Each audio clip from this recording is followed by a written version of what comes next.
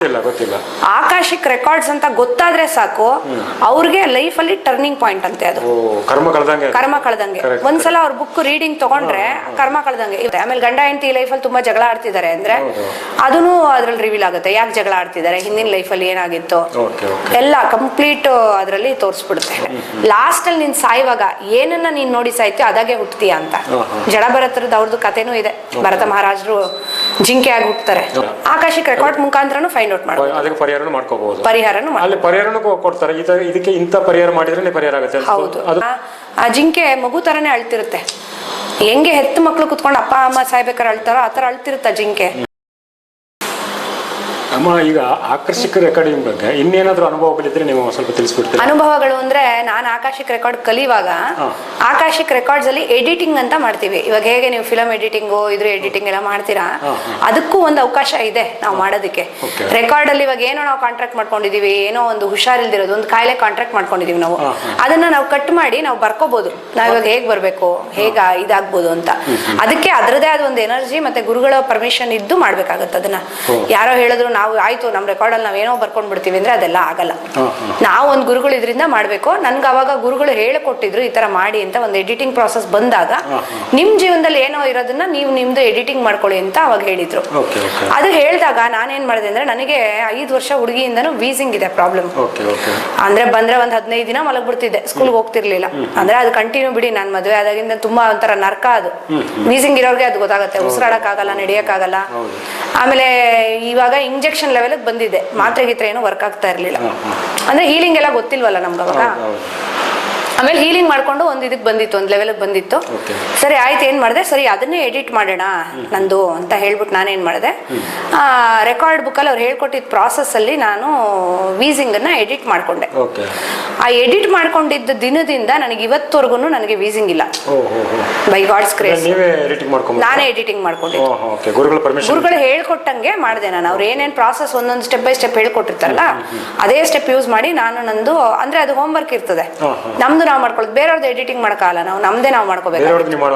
ಬೇರೆಯವ್ರದ್ದು ಮಾಡ್ಬೋದು, ಇವಾಗ ಮಾಡ್ಬೋದು. ಅವಾಗ ನಾವು ಕಲಿತಾ ಇರೋ ಸ್ಟೇಜ್ ಅಲ್ಲಿ ಬೇರೆಯವ್ರದಲ್ಲ, ನಿಮ್ದನ್ನ ನೀವು ಎಡಿಟಿಂಗ್ ಮಾಡ್ಕೊಳ್ಳಿ ಅಂತ ನಮ್ಗೆ ಕೊಟ್ಟಿದ್ರು ಟಾಸ್ಕ್. ಆ ಟಾಸ್ಕ್ ಅಲ್ಲಿ ನಾನು ನಂದು ವೀಸಿಂಗ್ ಅನ್ನ ಎಡಿಟ್ ಮಾಡಿದ್ದೆ. ಆ ಎಡಿಟ್ ಮಾಡಿದಾಗ ಬೈ ಗಾಡ್ಸ್ ಗ್ರೇಸ್ ನಮ್ ಗುರುಗಳ ದಯೆಯಿಂದ ನನಗೆ ವೀಸಿಂಗ್ ಇವತ್ತವರೆಗೂ ಇಲ್ಲ. ಇಲ್ಲ ಅಂದ್ರೆ ಈ ಸೀಸನ್ ಎಲ್ಲ ಬಂತು ಅಂದ್ರೆ ನಂಗೆ ತುಂಬಾ ಕಷ್ಟ ಆಗ್ತಾ ಇತ್ತು, ಹೆಲ್ತ್ ಇಶ್ಯೂ. ಹೀಲಿಂಗ್ ಅಲ್ಲಿ ಸರಿ ಮಾಡ್ಕೋಬಹುದಿತ್ತು, ಬಟ್ ಎಡಿಟಿಂಗ್ ಅಲ್ಲಿ ನನಗೆ ಕಂಪ್ಲೀಟ್ ಹೋಯ್ತದು. ಅದು ಇಲ್ಲ, ಅದೊಂದು ಮಿರಾಕಲ್ ನನಗೆ ಆಕಾಶಿಕಲ್ಲಿ ನಡೆದಿರೋದು. ಮತ್ತೇನಂದ್ರೆ ರೆಕಾರ್ಡ್ ನೋಡಿದಾಗ ನಮ್ಗೆ ಆಶ್ಚರ್ಯ ಆಗೋದೇನಂದ್ರೆ ಅದರಿಂದ ಕಲಿಯೋದು ತುಂಬಾ ಇದೆ. ಕೆಲವೊಂದ್ಸಲ ಏನಂದ್ರೆ ಕಾಂಟ್ರಾಕ್ಟ್ ಗಳೆಲ್ಲ ಕಟ್ ಮಾಡಿಸ್ತೀವಿ ರೆಕಾರ್ಡ್ ಅಲ್ಲಿ. ಇವಾಗ ಏನೋ ಬೇಡದೇ ಇರೋದೆಲ್ಲ ಮಾಡ್ಕೊಂಡಿರ್ತೀರ, ಗೊತ್ತಾಗುತ್ತಲ್ಲ ನಮ್ಗೆ. ಅವಾಗ ನಾವ್ ಅವಾಗ ಅವ್ರನ್ನೇ ಕೂರಿಸ್ಕೊಂಡು ಅವ್ರ ಕೈಲಿ ಹೇಳಿಸಿ ಕಾಂಟ್ರಾಕ್ಟ್ ಗಳನ್ನ ಕಟ್ ಮಾಡಿಸ್ತೀವಿ. ಆಮೇಲೆ ಹೀಲಿಂಗ್ ರೂಮ್ ಅಲ್ಲೂ ಇಡ್ತೀವಿ, ರೆಕಾರ್ಡ್ ಹೀಲಿಂಗ್ ರೂಮ್ ಅಂತ ಇರುತ್ತೆ. ಆ ರೆಕಾರ್ಡ್ ಹೀಲಿಂಗ್ ರೂಮ್ ಅಲ್ಲಿ ಇಟ್ಟು ರೆಕಾರ್ಡ್ಸ್ ನ ಹೀಲ್ ಮಾಡ್ತೀವಿ. ಇವಾಗ ಏನೋ ನೆಗೆಟಿವ್ ಎನರ್ಜಿ ಏನೋ ಇದೆ ಅಂದ್ರೂ ರೆಕಾರ್ಡ್ ರೂಮ್ ಅಲ್ಲಿ ಇಟ್ಟು ಹೀಲ್ ಮಾಡ್ತೀವಿ. ಅದ್ರಲ್ಲಿ ಏನು ನಿಮಗ್ ಗೊತ್ತಿರೋದು, ನಿಮ್ಗೆ ಗೊತ್ತಿಲ್ದೇ ಇರೋ ವಿಷಯ, ನೀವು ಗುಟ್ಟಾಗಿಟ್ಟಿರೋ ವಿಷಯ ಪ್ರತಿ ಒಂದು ಅದ್ರಲ್ಲಿ ರಿವೀಲ್ ಆಗುತ್ತೆ. ಪ್ರತಿಯೊಂದು ರಿವೀಲ್ ಆಗುತ್ತೆ. ಎಷ್ಟೋ ಜನ ಏನಂತ ಹೇಳಿದ್ರೆ ಹಿಂದಿನ ಜನ್ಮದಲ್ಲಿ ನಾವು ಹೇಳಿದ್ರೆ ಅವ್ರು ನಂಬಲ್ಲ. ಬಟ್ ಎಷ್ಟೋ ಅವಾಗೆಲ್ಲ ರಾಜರು ಆತರ ಅದೇ ತರನೇ ಇದ್ದಿದ್ದು ಲೈಫು, ಟ್ರೈಬಲ್ ಲೈಫು, ಆ ತರದ್ದೆಲ್ಲ ತುಂಬಾ ಹಿಂದಿಂದು ಶಮಾನಿಕ್ ಲೈಫ್ ಅವ್ರು ಲೀಡ್ ಮಾಡಿರೋದಾಗಿರ್ಬೋದು, ಬೇರೆ ಅವ್ರ ಸಾಧನೆಗಳು, ಈ ತರದ್ ಎಲ್ಲಾನು ರಿವೀಲ್ ಆಗುತ್ತೆ ಅದ್ರಲ್ಲಿ. ಹೌದು. ಇವಾಗ ನೀವು ಏನೋ ಒಂದು ಕಾಯಿಲೆ ಬಂದಿದೆ ನಿಮ್ಗೆ ಅಂತ ಹೇಳಿದ್ರೆ ಬರ್ತೀರಾ, ಈ ತರ ಕಾಯಿಲೆ ಇದೆ ನೋಡಿ ರೆಕಾರ್ಡ್ ಅಲ್ಲಿ ನೋಡಿ ಹೇಳಿ ಅಂದ್ರೆ ಆ ರೆಕಾರ್ಡ್ ಅಲ್ಲಿ ಕಂಪ್ಲೀಟ್ ತೋರಿಸ್ಬಿಡುತ್ತೆ ಏನಕ್ಕೆ ಇವ್ರಿಗೆ ಕಾಯಿಲೆ ಬಂದಿದೆ ಈ ಲೈಫ್ ಅಲ್ಲಿ, ಹಿಂದೆ ಏನಾಗಿತ್ತು, ಏನ್ ಮಾಡಿದ್ರು, ಎಷ್ಟು ಲೈಫ್ ಟೈಮ್ ಹಿಂದೆ ಇವ್ರು ಏನ್ ಮಾಡಿದ್ರು ಅನ್ನೋದನ್ನ ಗೊತ್ತಾಗುತ್ತೆ. ಆಮೇಲೆ ಗಂಡ ಹೆಂಡತಿ ಲೈಫ್ ಅಲ್ಲಿ ತುಂಬಾ ಜಗಳ ಆಡ್ತಿದ್ದಾರೆ ಅಂದ್ರೆ ಅದನ್ನು ಅದ್ರಲ್ಲಿ ರಿವೀಲ್ ಆಗುತ್ತೆ. ಯಾಕೆ ಜಗಳ ಆಡ್ತಿದ್ದಾರೆ, ಹಿಂದಿನ ಲೈಫ್ ಅಲ್ಲಿ ಏನಾಗಿತ್ತು ಎಲ್ಲ ಕಂಪ್ಲೀಟ್ ಅದ್ರಲ್ಲಿ ತೋರಿಸ್ಬಿಡುತ್ತೆ. ಅಂದ್ರೆ ಹೈಡ್ ಮಾಡಕ್ಕೆ ಆಗಲ್ಲ ಏನೂನು, ನೀವು ಕಂಪ್ಲೀಟ್ ಓಪನ್ ಪಿಕ್ಚರ್. ಇವಾಗ ಕೆಲವ್ರು ಬಂದಿರೋರು ಈ ವಿಷಯ ಅವ್ರಿಗೆ ಗೊತ್ತಾಗಬಾರ್ದು ಅಂತ ಕೇಳಿದ್ರು ನಾನೀಗ.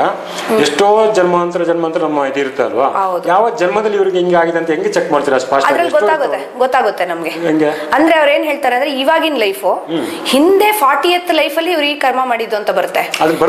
ಬರುತ್ತೆ, ಅದ್ರಲ್ಲೇ ಇರುತ್ತೆ.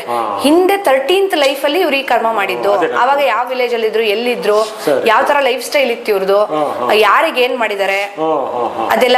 ಕೆಲವೊಂದ್ ಗಂಡ ಹೆಂಡತಿಗಳು ಅದನ್ನ ಹೇಳ್ಬೋದು, ಏನ್ ತೊಂದ್ರೆ ಇಲ್ಲ. ಕೆಲವೊಂದ್ ಗಂಡ ಹೆಂಡತಿಗಳೇನಂದ್ರೆ ಅವರಲ್ಲಿ ತುಂಬಾ ಹೊಡೆದಾಟ ಬಡದಾಟ ಅಥವಾ ಮನಸ್ತಾಪಗಳು ಅದೆಲ್ಲ ಇರುತ್ತಲ್ವಾ, ಅವಾಗ ಏನಾಗಿರುತ್ತೆ ಅಂತ ಹೇಳಿದ್ರೆ ನಾವು ಕರೆಕ್ಟಾಗಿ ಚೆಕ್ ಮಾಡಿ ನೋಡಿದಾಗ ಇಲ್ಲ ಗಂಡ ಹೆಂಡತಿನ ಸಾಯಿಸಿರ್ತಾನೆ ಹಿಂದಿನ ಜನ್ಮದಲ್ಲಿ, ಇಲ್ಲ ಹೆಂಡತಿ ಗಂಡನ್ ಸಾಯಿಸಿರ್ತಾರೆ ಹಿಂದಿನ ಜನ್ಮದಲ್ಲಿ. ಇದನ್ನ ತೀರ್ಸಕ್ಕೆ ಬಂದಿರ್ತಾರೆ. ಅವ್ರು ಎಷ್ಟು ಪೈನ್ ಅನ್ಭವಿಸಿರ್ತಾರೆ ಅಷ್ಟು ಪೈನ್ ಅವ್ರು ಇಲ್ಲ ತೀರಿಸ್ಕೊಂತಾರೆ. ಇಲ್ವಾ ನಾನು ಅದ್ ಮಾಡಕ್ ಇಷ್ಟ ಇಲ್ಲ ಅಂತ ಹೇಳಿದ್ರೆ ಆ ಕಾಂಟ್ರಾಕ್ಟ್ ಅನ್ನ ನಾವು ಒಂದು ಪ್ರೀತಿಯಿಂದ ಅದನ್ನ ಫೇಸ್ ನಾವು ಅನುಭವಿಸ್ಬೇಕು. ಅದನ್ನ ಅನುಭವಿಸಿ ನಾವು ಅದನ್ನ ಕ್ಷಮೆ ಕೇಳ್ಬೇಕು. ಈ ಕಷ್ಟ ನಾನೇ ಪಟ್ಟಿದ್ರೆ ಎಷ್ಟು ಕಷ್ಟ ಆಗ್ತಿತ್ತು ನನಗೆ, ಅದನ್ನ ಆ ಸೋಲ್ಗೆ ಆತ್ಮಕ್ಕೆ ಕ್ಷಮೆ ಕೇಳಿ ಅದನ್ನ ಕಾಂಟ್ರಾಕ್ಟ್ ನ ಬ್ರೇಕ್ ಮಾಡ್ಕೋಬೇಕು. ಬ್ರೇಕ್ ಮಾಡ್ಕೊಂಡಾಗ ಅವ್ರಿಬ್ರು ಸಂಬಂಧಗಳು ಚೆನ್ನಾಗಿರೋದು ಇದೆ. ಡೈವರ್ಸ್ ಕೊಟ್ಟಿರ್ತಾರೆ ಕೆಲವೊಂದ್ಸಲ, ಅದಾದ್ಮೇಲೂ ಚೆನ್ನಾಗಿರ್ತಾರೆ, ಸಂಬಂಧ ಚೆನ್ನಾಗಿರುತ್ತೆ. ಅದನ್ನೇ ಆದ್ರೆ ಅವರೇ ಬರ್ಬೇಕು ನಮ್ಮ ಹತ್ರ. ಇವಾಗ ಪ್ರಾಬ್ಲಮ್ ಇದೆ ಅಂತ ಹೇಳಿದ್ರೆ ಯಾರೋ ಮೂರನೇವ್ರು ಬಂದು ಕೇಳಿದ್ರೆ ನಾವ್ ಹೇಳಕ್ಕಾಗಲ್ಲ. ಇದು ಆಕಾಶಿಕ್ ರೆಕಾರ್ಡ್ ರೀಡಿಂಗ್ ಆಗಿರೋದ್ರಿಂದ ಅವರೇ ಬಂದ್ರೆ ಅವಾಗೇನು ಅಂದ್ರೆ ಆ ಸೋಲ್ಗೆ ಲೆಸನ್ ಲರ್ನಿಂಗ್ ಆಗಿದೆ ಅಂತ. ಅಯ್ಯೋ ನಮ್ಗೇನೋ ಈ ತರ ಪ್ರಾಬ್ಲಮ್ ಇದೆ, ದಯವಿಟ್ಟು ನಮ್ಗೆ ಇದು ಕ್ಲಿಯರ್ ಮಾಡ್ಕೊಂಡಿದ್ರೆ ಅವರೇ ಬಂದು ನಮ್ಮನ್ನು ಕೇಳಿದಾಗ ನಾವು ಕ್ಲಿಯರ್ ಮಾಡ್ಬೋದು. ಅವಾಗ ಓಪನ್ ಆಗುತ್ತೆ ಅವ್ರ ಬುಕ್ಕು. ಇಲ್ದಿರ ಓಪನ್ ಆಗಲ್ಲ, ಯಾಕಂದ್ರೆ ಆ ಸೋಲ್ಗೆ ಇಷ್ಟ ಇಲ್ವಲ್ಲ, ಇನ್ನು ಆ ಸೋಲ್ ಇದಕ್ ಬಂದಿಲ್ಲ. ನಾನು ಇದರಿಂದ ಆಚೆ ಬರ್ಬೇಕು, ಈ ಪ್ರಾಬ್ಲಮ್ ಇಂದ ಆಚೆ ಬರ್ಬೇಕು ಅನ್ನೋದು ಸೋಲ್ಗೆ ಬಂದಿಲ್ಲ ಇನ್ನು. ಇವಾಗ ನಾವು ತಂದೆ ತಾಯಿ ಮಾಡಿದ್ರು ಆ ಆತ್ಮ ಇನ್ನೂ ಸಫರ್ ಮಾಡ್ಬೇಕು ನಾನು ಅಂತಿದ್ರೆ ಆ ಕಾಂಟ್ಯಾಕ್ಟ್ ಅಲ್ಲಿ ಇದ್ರೆ ಆತ್ಮ ಮಾಡ್ಲೇಬೇಕು. ಅಥವಾ ಆತ್ಮನೇ ಬೇಡಪ್ಪ ನನಗೆ, ನಾನೊಂದು ಆಕಾಶಿಕ್ ರೀಡರ್, ನಾನೊಂದು ಟ್ಯಾರೋ ರೀಡರ್, ಯಾರ ಹತ್ರನೋ ಹೋಗ್ತೀನಿ ಒಂದು ಸೊಲ್ಯೂಷನ್, ಒಂದು ಅಸ್ಟ್ರಾಲಜಿ ಅವ್ರ ಹತ್ರನಾರು ಹೋಗ್ತೀನಿ ಅಂದ್ರು, ಅಥವಾ ನಾಡಿ ಜ್ಯೋತಿಷ್ಯಕ್ಕೆ ಹೋಗ್ತೀನಿ, ಇನ್ನೊಂದು ಮತ್ತೊಂದು ಎಲ್ಲಾ ತರದ್ದು ಇದೆ. ನಾವು ಹೋಗ್ಲೇ ಇಲ್ಲ ಅಂದ್ರೆ ಅವ್ರು ಹೆಂಗ್ ಸೊಲ್ಯೂಷನ್ ಕೊಡ್ತಾರೆ ನಿಮ್ಗೆ ಅಲ್ವಾ? ಇವಾಗ ಏನಂದ್ರೆ ಆಕಾಶಿಕ್ ಬರ್ಬೇಕು ಅಂದ್ರು ತುಂಬಾ ಜನ ಆಕಾಶಿಕ್ ರೀಡರ್ಸ್ ಹೇಳೋದೇನು ಅಂದ್ರೆ ಅವರ ಲೈಫ್ ಟರ್ನಿಂಗ್ ಪಾಯಿಂಟ್ ಆಗುತ್ತೆ. ಎಷ್ಟೋ ಜನಕ್ಕೆ ಆಕಾಶಿಕ್ ರೆಕಾರ್ಡ್ಸ್ ಬಗ್ಗೆನೂ ಗೊತ್ತಿರಲ್ಲ.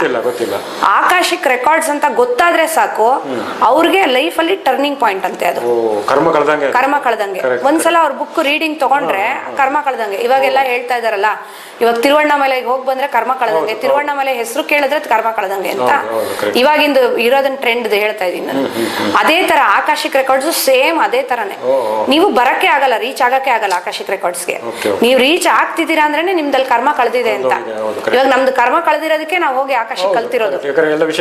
ಹೌದು, ಕಲ್ತಿರೋದು. ಅದೇ ತರ ನಿಮ್ ಕರ್ಮ ಕಳಿಯೋ ಟೈಮ್ ಅದು. ನೀವ್ ಅದಕ್ಕೆ ಅಷ್ಟು ರೆಸ್ಪೆಕ್ಟ್ ಕೊಡ್ಬೇಕಾಗತ್ತೆ. ಆಕಾಶಕ್ಕೆ ಈಸಿಯಾಗಿ ಎಲ್ರಿಗೂ ಸಿಗೋದು ಇಲ್ಲ, ಈಸಿಯಾಗಿ ಯಾರ್ದು ರೀಡಿಂಗು ಆಗಲ್ಲ. ಬೇಕಾದ್ರೆ ಬುಕ್ ಸಿಗ್ಬೇಕಲ್ಲ. ಇವಾಗ ನಾಡಿ ಜ್ಯೋತಿಷ್ಯಕ್ಕೆ ನೀವು ಹೋದ್ರೆ ನೀವ್ ಹೆಬ್ಬೆಟ್ಟು ಕೊಟ್ರು ನಿಮ್ದು ಸಿಗ್ಲಿಲ್ಲ ಅಂತಾರ ಅವರು. ತಾಳೆಗರಿ ಹುಡುಕಿ ಆ ತರ ತಾಳೆಗರಿ ಸಿಕ್ತ್ರೆ ನಿಮ್ಗೆ ನಿಮ್ ಪುಣ್ಯ. ಅದು ಅವ್ರಿಗೆ ಮಾತ್ರ ಗೊತ್ತಿರುತ್ತೆ, ತಾಳೆಗರಿ ಓದೋರ್ಗ್ ಮಾತ್ರ ಅದ್ರದ್ದು ಇದು ಗೊತ್ತಿರುತ್ತೆ, ಇಂಪಾರ್ಟೆನ್ಸ್. ಅದೇ ತರ ನಾವ್ ಆಕಾಶಿಕ್ ರೀಡರ್ ಆಗಿರೋದ್ರಿಂದ ನೀವ್ ಆಕಾಶಿಕ್ ರೀಡಿಂಗ್ ಬಂದ್ರಿ ಅಂದ್ರೇನೆ ನಿಮ್ದೊಂದು ಲೈಫ್ ಚೇಂಜ್ ಆಯ್ತು ಅಂತ. ಆ ತರದ್ದು ಒಂದು ಇದಿರುತ್ತೆ ಆಕಾಶಿಕ್. ಅಷ್ಟು ಒಂದು ಇದು ನೀವು ಯಾರಾದ್ರೂ ಆಕಾಶಿಕ್ ಮಾಡಿಸ್ಕೊಂಡಿರೋರ್ಗ್ ಮಾತ್ರನೇ ಅದು ಗೊತ್ತಿರುತ್ತೆ ಎಷ್ಟು ಇನ್ಫಾರ್ಮೇಶನ್ ಇರುತ್ತೆ ಅದ್ರಲ್ಲಿ. ದೀಕ್ಷೆ ತಗೊಂಡು ಕಲ್ತಿರ್ತೀರಾ? ಹೌದು. ಅಂದ್ರೆ ಗುರುಗಳೇ ನಾನು ಮುಂಚೆನೂ ಮಾಡ್ತಾ ಇದ್ದೆ ಆಕಾಶಿಕ್. ಕಲಿದೇನು ನನ್ಗೆ ನೋಡಕ್ ಬರ್ತಿತ್ತು. ತುಂಬಾ ಜನದ ಪಾಸ್ಟ್ ಲೈಫ್, ನನ್ನ ಪಾಸ್ಟ್ ಲೈಫ್ ಎಲ್ಲ ಗೊತ್ತಾಗ್ತಿತ್ತು. ಬಟ್ ನಾನೇನಂದ್ರೆ ಒಂದು ಕರೆಕ್ಟ್ ಇದ್ರಲ್ಲಿ ಮೆಥಡ್ ಅಲ್ಲಿ ನಾವು ಕಲಿಯೋಣ, ಒಂದು ಗುರು ಹತ್ರ ಅಂತ ಹೇಳ್ಬಿಟ್ಟು ನಾನು ಕಲ್ತಿದ್ದು. ನೀತು ಅಂತ ಹೇಳ್ಬಿಟ್ಟು ಒಬ್ರು ಇದಾರೆ, ಅವರಿಂದ ನಾನು ಕಲ್ತಿದ್ದು ಆಕಾಶಿಕ್ ರೆಕಾರ್ಡ್. ತುಂಬಾ ಚೆನ್ನಾಗಿ ಹೇಳ್ಕೊಡ್ತಾರೆ, ಅವರಿಂದ ನಾನು ಕಲ್ತಿದ್ದು. ಅಂದ್ರೆ ನನ್ನ ಗುರುಗಳು ಇಂಥವ್ರ ಹತ್ರ ಹೋಗಿ ಕಲಿ ಅಂತ ಹೇಳಿದ್ರೆ ನಾನು ಅಂತವ್ರ ಹತ್ರ ಹೋಗಿ ಕಲ್ತ್ಕೋತೀನಿ. ಆತರ ಅವ್ರ ಗೈಡೆನ್ಸ್ ಅಲ್ಲೇ ಎಲ್ಲ ನಡೀತಾ ಇರೋದು. ಏನಿದ್ರು ಮಹಾವತಾರ್ ಬಾಬಾಜಿ ತೋರಿಸ್ತಾರ ಅವರು. ಅವ್ರೇನಂದ್ರೆ ನಾನು ಇದನ್ನ ಕಲಿಬೇಕು ಅಂತಿದ್ದೀನಿ ಬಾಬಾಜಿ, ತುಂಬಾ ಆಸೆ ಆಗ್ತಿದೆ ನಂಗೆ ಇದನ್ನ ಕಲಿಬೇಕು ಅಂದ್ರೆ, ಅದಕ್ಕೆ ತಕ್ಕಂಗ್ ಗುರುನ ಅವತ್ತೇ ತೋರಿಸ್ತಾರೆ, ಹೇಳ್ತಾರೆ ಇವ್ರ ಹತ್ರನೇ ಕಲಿ ಅಂತ. ಅವ್ರ ಹತ್ರನೇ ಕಲಿ. ಹೌದು, ಪರ್ಫೆಕ್ಟ್ ವ್ಯಕ್ತಿ ಇವ್ರ ಹತ್ರ ಕಲಿ ಅಂತ ನಾನು ಅವ್ರ ಹತ್ರ ಕಲ್ತ್ಕೋತೀನಿ. ಆತರ ಹಂಗೆ ನಡ್ಕೊಂಡು ಹೋಗ್ತಿದೆ ನಮ್ ಜೀವನ ಎಲ್ಲ ಗುರು ಆಜ್ಞೆಯಿಂದ. ಬೈ ಚಾನ್ಸ್ ಆಕರ್ಷಕ ರೆಕಾರ್ಡಿಂಗ್ ಮುಖಾಂತರ ನೀವು ಅದು ಅವ್ರ ಕರ್ಮವನ್ನು ಪೂರ್ವಜನ್ಮದ ಅನುಭವಿಸಲೇಬೇಕು. ಬೈ ಚಾನ್ಸ್ ನೀವು ಅದನ್ನ ಮೀರಿ ಏನಾದ್ರೂ ಅವ್ರನ್ನ ಕ್ಲಿಯರ್ ಮಾಡಕ್ಕೆ ಹೊರಟ್ರೆ, ತಿದ್ದಕ್ಕೆ ಹೊರಟ್ರೆ, ಅಥವಾ ಎಡಿಟಿಂಗ್ ಮಾಡಕ್ಕೆ ಹೊರಟ್ರೆ, ಅದ್ರ ಕರ್ಮಗಳು ನಮಗೆ ನಿಮ್ಗೆ ಮತ್ತೆ ಅನ್ಕೋಬಹುದಾ? ಯಾಕಂದ್ರೆ ಕೆಲವರು ಹಿರಿಯರು ಹೇಳಿದ್ದಾರೆ, ಕೆಲವರು ಸಾಧಕರು ಕರ್ಮ ಅನುಭವಿಸಲೇಬೇಕು, ಇಲ್ಲ ಅಂದ್ರೆ ನೀವು ಕರ್ಮ ಕಂಪ್ಲೀಟ್ ಆಗದೆ ನೀವು ಮತ್ತೆ ಹೋಗಕ್ಕಾಗಲ್ಲ, ಮತ್ತೆ ಪುನರ್ಜಪ ಜನ್ಮ ಅಂತ ಹೇಳ್ತಾರೆ. ಆತರ ನೀವು ಅದನ್ನು ತಿದ್ದಕ್ಕೆ ಹೋದಾಗ ನಿಮಗೆ ಅದ್ರ ಕರ್ಮಗಳೇನು ಅನ್ಕೋಬಹುದಾ? ಅದ್ರಲ್ಲಿ ಇವಾಗ ನಾನು ಏನ್ ಹೇಳ್ತೀನಿ ಅಂದ್ರೆ, ಇವಾಗ ನೋಡಿ ನಂದೇ ಹೇಳಿದ್ರೆ ಎಕ್ಸಾಂಪಲ್, ನನ್ಗೆ ಅವಾಗ ಗೊತ್ತಿರಲಿಲ್ಲ ಎಡಿಟಿಂಗ್ ಅವೆಲ್ಲ ಏನು. ಅವ್ರ ಗುರುಗಳು ಹೇಳಿದ್ರು ನಾನು ಮಾಡಿದೆ. ಬಟ್ ಅದಾದ್ಮೇಲೆ ಏನಂತ ಹೇಳಿದ್ರೆ ಅದೊಂದೇ ಇದ್ದಿದ್ದು ಅವಾಗ ನನಗೆ ಹೆಲ್ತ್ ಇಶ್ಯೂ, ಬೇರೆ ಹೆಲ್ತ್ ಇಶ್ಯೂ ಶುರು ಆಯ್ತು. ಯಾಕೆ ಅಂತ ಹೇಳಿದ್ರೆ ಅದು ಕಂಪ್ಲೀಟ್ ಆಗಿರ್ಲಿಲ್ಲ ನಂದು. ಆಯ್ತಾ, ಬೇರೆ ಹೆಲ್ತ್ ಇಶ್ಯೂಸ್ ಬಂತು, ಯಾವ್ದೋ ಒಂದ್ ರೀತಿಲಿ ಅನುಭವಿಸ್ತಾ ಇದೀವಿ ನಾವು ಅದನ್ನ ಎಡಿಟ್ ಮಾಡಿದ್ರು. ಎಡಿಟ್ ಮಾಡಿದ ವರ್ಷನ ಅಲ್ಲಿ ಬೇರೆ ಟೈಪ್ ಬೇರೆ ಟೈಪ್ ಅಲ್ಲಿ ಹೆಲ್ತ್ ಇಶ್ಯೂ ಯಾವ್ದೋ ಒಂದು ಇರುತ್ತೆ. ಇವಾಗ ಹೆಲ್ತ್ ಇಂದಾನೇ ಅದನ್ನ ರಿಕವರ್ ಮಾಡ್ಕೋಬೇಕು ಅವರು ಕರ್ಮಾನ ಅಂತ ಹೇಳಿದಾಗ ಬರುತ್ತೆ. ಬಟ್ ಬಂದಿದ್ದು ಹಾಗೆ ಅದನ್ನ ರಿಸಾಲ್ವ್ ಮಾಡ್ತಾರೆ ನಮ್ಗೆ. ಆದ್ರೆ ನೀವು ಎಡಿಟಿಂಗ್ ಅಂತ ನೀವು ಬಂದಾಗ ನಿಮ್ಗೊಂದು ಲರ್ನಿಂಗ್ ಆಗಿರ್ಬೇಕು ಅದು. ಇವಾಗ ಯಾವ್ದೋ ವಿಷಯಕ್ಕೆ ನೀವು ಎಡಿಟಿಂಗ್ ಬರ್ತಿದ್ದೀರಾ, ಏನೋ ತಪ್ಪಾಗಿದೆ ನಿಮ್ ಫ್ಯಾಮಿಲಿ, ಏನೋ ನಿಮ್ಗೆ ತುಂಬಾ ಕೋಪ ಇದೆ, ನನ್ ಕೋಪ ಶಾಂತಿ ಆಗ್ಬೇಕು ಅಂತಾನೋ, ಏನೋ ತಪ್ಪು ಮಾಡಿದೀರಾ ಅದು ಸರಿ ಮಾಡ್ಕೋಬೇಕು ಅಂತ ನೀವು ಎಡಿಟಿಂಗ್ ಬಂದ್ರೆ ಅಲ್ಲಿ ನೀವು ಅದನ್ನ ಲರ್ನಿಂಗ್ ಆಗಿರ್ಬೇಕು ನಿಮ್ಗೆ. ಅದು ಆಯ್ತಪ್ಪ ನಾನು ಇಷ್ಟ ದಿನ ಇದ್ ಮಾಡಿದೀನಿ, ಇದನ್ನ ಮತ್ತೆ ನಾನು ಕಂಟಿನ್ಯೂ ಮಾಡಲ್ಲನೋ ಅಥವಾ ಇದ್ರಲ್ಲಿ ನಾನು ಚೇಂಜಸ್ ಮಾಡ್ಕೋತೀನಿ ಪಾಠ. ಅದು ಕಲ್ತಿಲ್ದೆ ನೀವು ಬಂದು ಎಡಿಟಿಂಗ್ ಮಾಡ್ಕೊಂಡ್ರೆ ಎಡಿಟಿಂಗ್ ಮಾಡ್ಬೋದು ನಾವು, ಅದು ಸ್ಟಾಪ್ ಆಗುತ್ತೆ. ಬೇರೆದ್ ಯಾವ್ದೋ ಇನ್ನೊಂದು ಪ್ರಾಬ್ಲಮ್ ಸ್ಟಾರ್ಟ್ ಆಗುತ್ತೆ ಆ ತರ. ಯಾಕಂದ್ರೆ ಅದು ಬ್ಯಾಲೆನ್ಸ್ ಆಗಿರಲ್ಲ ಕರ್ಮ ಯೂನಿವರ್ಸ್ ಅಲ್ಲಿ. ಆ ಬ್ಯಾಲೆನ್ಸ್ ಆಗದೆ ಇದ್ದಾಗ ಏನಾಗುತ್ತೆ ನಿಮ್ಗೆ ಅದು ಬೇರೆ ತರದಲ್ಲಿ ನಿಮ್ಗೆ ಎಕ್ಸ್ಟ್ರಾ ಒಂದು, ಇವಾಗ ಹೋಮ್ ವರ್ಕ್ ಕೊಟ್ಟಾಗ ರಿವಿಷನ್ ಟೈಮ್ ಅಲ್ಲಿ ಮಕ್ಳಿಗೆ ರೆಗ್ಯುಲರ್ ಆಗಿ ಹೋಮ್ ವರ್ಕ್ ಕೊಡ್ತಾರೆ ಟೀಚರ್ಸ್. ನೀನ್ ಹೋಮ್ ವರ್ಕ್ ಕರೆಕ್ಟ್ ಆಗಿ ಬರ್ದೂನು ನಿನ್ಗೆ ಬೈ ಹಾರ್ಟ್ ಆಗಿಲ್ಲ ಅಂದ್ರೆ ಬರೀ ಒಂದ್ ಅಷ್ಟು ಸಲ ಅಂತ ಹೇಳ್ಬಿಟ್ಟು ಕೊಡ್ತಾರಲ್ಲ, ಅವಾಗೆಲ್ಲ ನಮ್ ಟೀಚರ್ಸ್ ಫಾರ್ಮುಲಾ ಬರೆಯಕ್ ಕೊಡೋರು, ಅಂದ್ರೆ ಹಂಗಾರು ಕಲೀಲಿ ಅಂತ. ಆ ತರ ಒಂದ್ ಪನಿಷ್ಮೆಂಟ್ ತರ ನಿಮ್ಗೆ ಯಾವ್ದೋ ಒಂದ್ ಟಾಸ್ಕ್ ಮತ್ತೆ ಕೊಡ್ತಾರೆ, ಮತ್ತೆ ಬರುತ್ತೆ ನಿಮ್ ಜೀವನದಲ್ಲಿ. ಆ ಟಾಸ್ಕ್ ಇಂದ ಏನು ನಮ್ ಜೀವನದಲ್ಲಿ ಇದೆಲ್ಲ ಬರ್ತಿರೋ ನಾವು ಇದು ಬರ್ತು ಭೂಮಿನೇ ಇರೋದೇ ನಾವು ಕಲಿಯಕ್ ಬಂದಿರೋದು, ಇದು ಲರ್ನಿಂಗ್ ಬಂದಿರೋದು.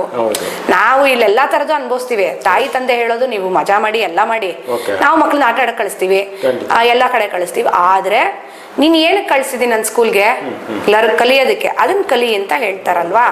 ಅದೇ ತರ ಭೂಮಿಗೆ ನಾವು ಬಂದಿರೋದು ಎಮೋಷನಲ್ ಲೆಸನ್ಸ್ ಕಲಿಯಕ್ಕಾಗಿರ್ಬೋದು, ಸ್ಪಿರಿಚುವಲ್ ಲೆಸನ್ಸ್ ಕಲಿಯಕ್ಕಾಗಿರ್ಬೋದು. ಯಾವ್ದೇ ತರದ್ ನಾವು ಎಳುತ್ತಾ ಇದೀವಿ, ಬೀಳ್ತಾ ಇದೀವಿ, ಹೇಳ್ತಾ ಇದೀವಿ ಅಂದ್ರೆ ಅದ್ರಲ್ಲಿ ಏನೋ ಒಂದು ಕಲಿಯೋದಿರುತ್ತೆ. ಅದನ್ನೇ ನಾವು ತಿಳ್ಕೊಬೇಕಾಗಿರೋದು ಮೀನು. ಆಯ್ತಪ್ಪ ಇದು ಮತ್ತೆ ಮತ್ತೆ ರಿಪೀಟೆಡ್ ಪ್ಯಾಟರ್ನ್ ಅಂತೀವಿ ಅದನ್ನ. ಇವಾಗ ನಾನು ದುಡ್ಡು ಯಾರಿಗೋ ಒಬ್ರು ಕೊಟ್ಟು ಮೋಸ ಹೋದೆ ಅಂದ್ರೆ ಮಲ್ಟಿಪಲ್ ಟೈಮ್ಸ್ ಅದನ್ನೇ ಮಾಡ್ತಾ ಇರ್ತೀನಿ. ಸೊ ಅವಾಗ ನಾವು ಸ್ಟಾಪ್ ಮಾಡ್ಬೇಕು, ಅಲ್ಲಿಗೆ stop for a while stop ಮಾಡಿ, ಯಾಕೆ ನನ್ಗೆ ಇದು ಪದೇ ಪದೇ ಈ ತರ ಬರ್ತಿದೆ, ಯಾಕೆ ನಾನು ಒಬ್ರಿಗೆ ದುಡ್ಡು ಕೊಟ್ಟು ಕಳ್ಕೊತಾ ಇದೀನಿ, ಇದ್ರಲ್ಲಿ ನಾನು ಕಲಿಬೇಕಾಗಿರೋದೇನು.